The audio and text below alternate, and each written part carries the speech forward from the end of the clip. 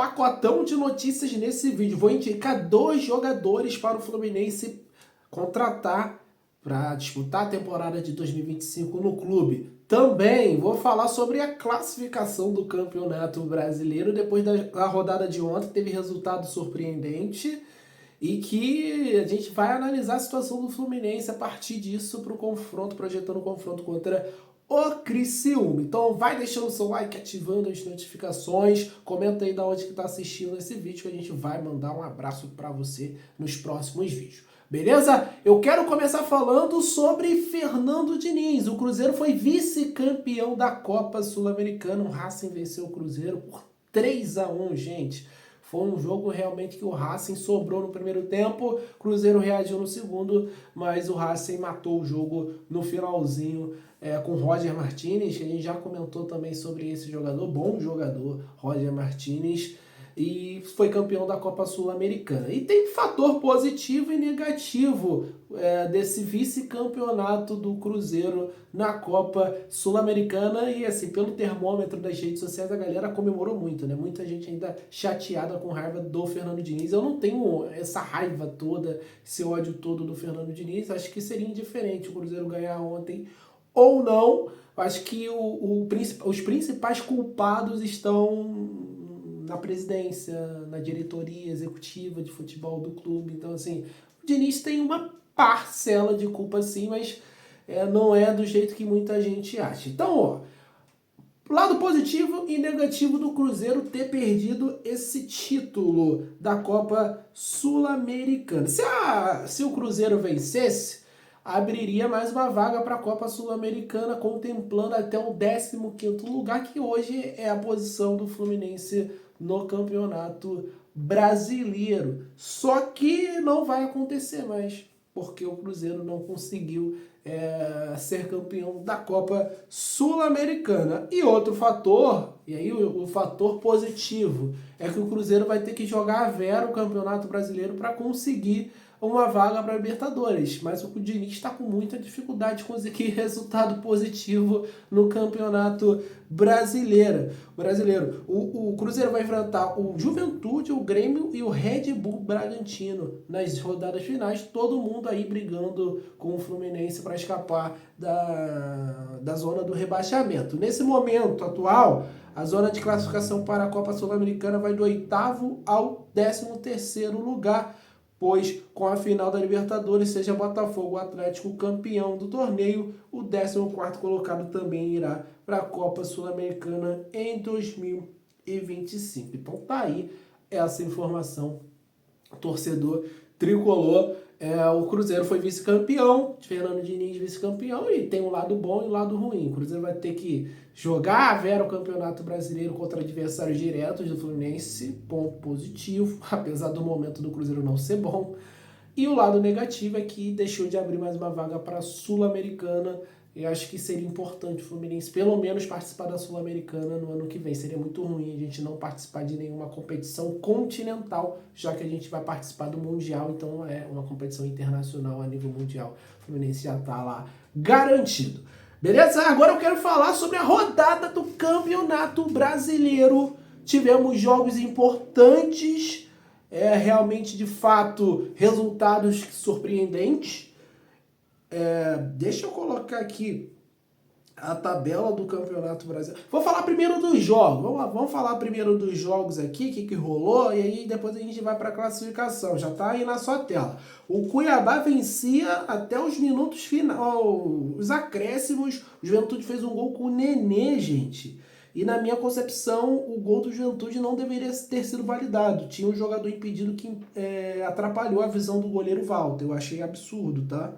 O Vitória vencia também até os 40 e tantos. O Botafogo conseguiu um empate ali na bola que desviou no bom zagueiro Wagner Leonardo. O Palmeiras venceu o Atlético Goianiense e o São Paulo empatou com o Atlético Mineiro. A gente ainda vai ter hoje, domingo, né? Corinthians e Vasco, Internacional Bragantino, é um jogo que interessa muito ao Fluminense. O jogo do Corinthians e Vasco interessa também porque o Corinthians tem 44, o Vasco 43, Eu acho que o Corinthians vence esse jogo e entra nessa briga de Libertadores aí, né? Rebaixamento, acho que a gente não pode mais considerar o Corinthians.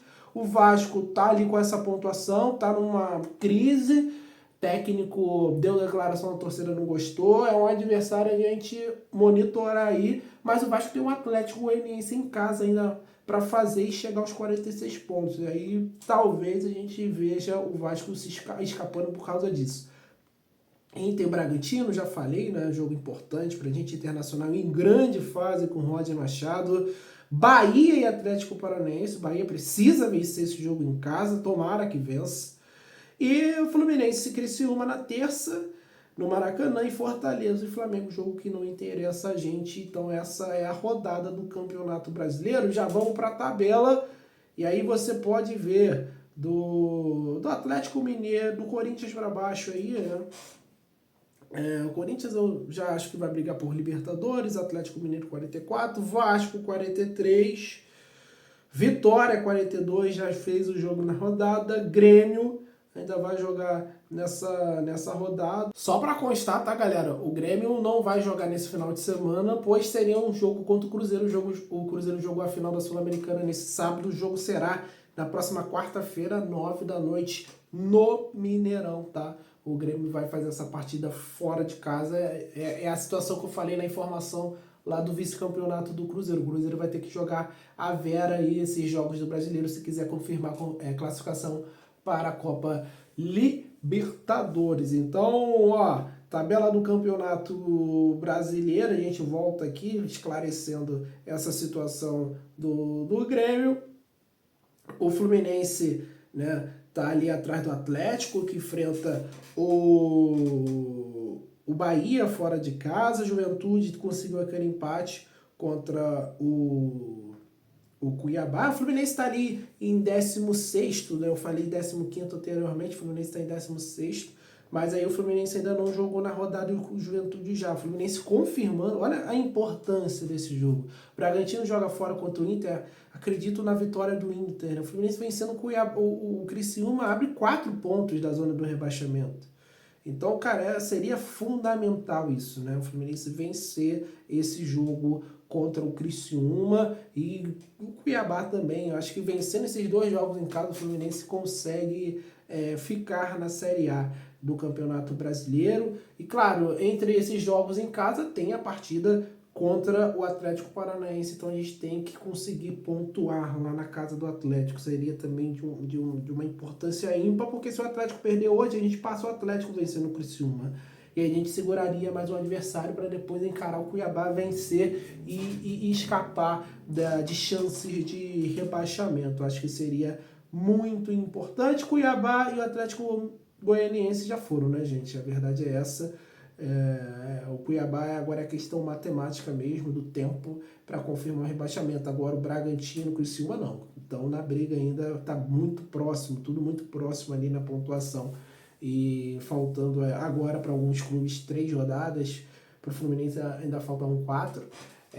Pontuar, vencer para sair dessa situação, galera. Essa é a situação aí do Campeonato Brasileiro. Vou mandar um abraço pro Damata de Petrópolis, aqui no Rio de Janeiro, o Carlos Alberto de São Luís, do Maranhão, Terra Boa, Eusébio Meira, de Santo Antônio de Pádua, Rio de Janeiro, pro Romão de Santa Cruz, aqui no Rio, e pro Marcos de Souza, aqui do Rio, também muito obrigado pela sua audiência. Deixa o seu like, ative as notificações. Tem muita gente que assiste nossos vídeos e não deixa o like. Gente, tá assistindo esse vídeo, você acompanha a gente, quer nos ajudar a crescer, todo dia tá aqui assistindo a Central, pô, deixa o seu like, vai ser fundamental. Comenta aí sobre as notícias também, que ajuda no engajamento pra gente alcançar mais tricolores. Se você quiser compartilhar esse vídeo nos seus grupos de WhatsApp, Facebook, Telegram, vai ajudar mais ainda. Mas o like, o comentário é sempre muito importante. E ativa o sininho aí para você não perder nenhum vídeo da Central Fluminense.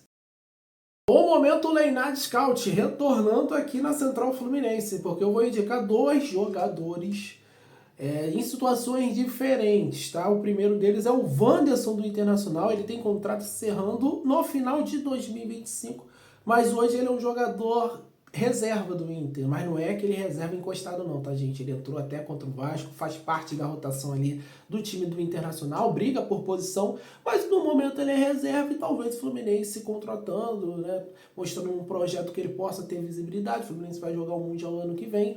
É um jogador que me agrada muito, insinuante, driblador, tem 30 anos, rápido, tá faltando jogadores desse nível e dessa característica no elenco do Fluminense. Eu vou mostrar números dele na temporada.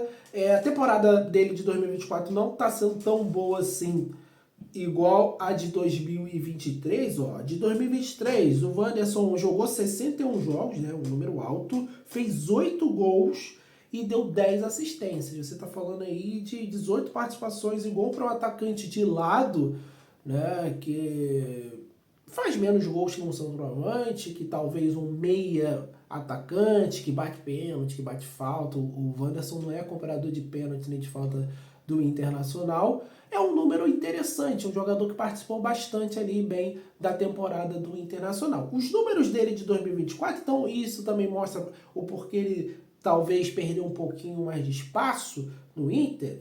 Ó, 40 jogos, já fez um número de jogos menor, 4 gols e 4 assistências. Esses são os números do Wanderson. É um jogador insinuante. Ele era titular do Internacional na semifinal da Libertadores. Ele deu bastante trabalho ao Fluminense, jogador insinuante, rápido. O Ener Valencia hoje é reserva do Internacional também. O Internacional do meio para frente tem bons jogadores, né?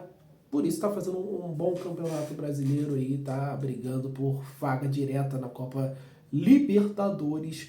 Então eu acho que é um jogador pra gente ficar de olho, um jogador interessante, jovem ainda, 30 anos, gente. Hoje jogador de 30 anos é jovem, característica física interessante, rápido, driblador, algo que falta no elenco do Fluminense. Eu contrataria esse cara e indico aqui para o Fluminense. E o outro jogador aqui que eu quero indicar é um cara que o Fluminense já tentou no início da gestão do Mário Bittencourt e que já indicou a saída do seu atual clube. Eu estou falando do goleiro Walter.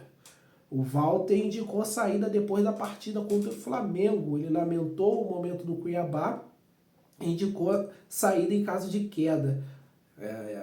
Matéria do Globo Esporte. E o Cuiabá ontem empatou com o Juventude, praticamente selou, né, o seu rebaixamento. O Walter tem contrato até o final desse ano, tá, gente? O Walter tem 37 anos. Para goleiro, eu não vejo problema nenhum. Eu acho que o Fábio precisa realmente de uma sombra para 2025. Alguém que chegue para disputar a posição. E o Walter, na minha visão, é o cara ideal. No Corinthians ele chegou a barrar o Cássio, mas ele sofreu com algumas lesões. Só que nessa temporada do Cuiabá, ó, vou mostrar para você, ele foi muito ativo, muito ativo. Jogou todos os jogos do Brasileirão, por exemplo. Ó. 59 jogos e ele sofreu 64 gols na temporada. Não são números ruins, levando em consideração que é o Cuiabá, e o Cuiabá está fazendo uma campanha ruim no ano. Então, assim, são números bons. Walter apareceu bem contra o Botafogo, fez um jogaço, não tem nenhuma semana esse jogo aí contra o Botafogo, semana passada, 10 dias, enfim.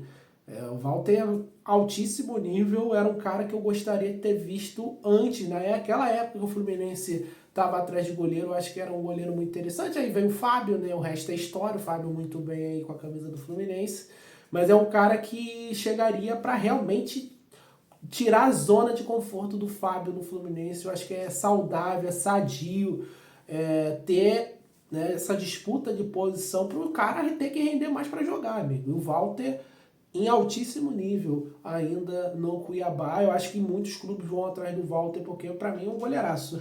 Para mim o Walter tem vaga aí na maioria dos clubes aí. Eu acho, por exemplo, o Walter muito melhor que o Everson, que é titular no Atlético Mineiro. Eu acho que o Walter seria titular no Atlético Mineiro, disputaria a posição aqui no Fluminense com o Fábio, seria titular em boa parte dos clubes de alto nível do Campeonato Brasileiro. Então, é outro cara que eu indicaria aí para 2025, já que o contrato dele vai se encerrar.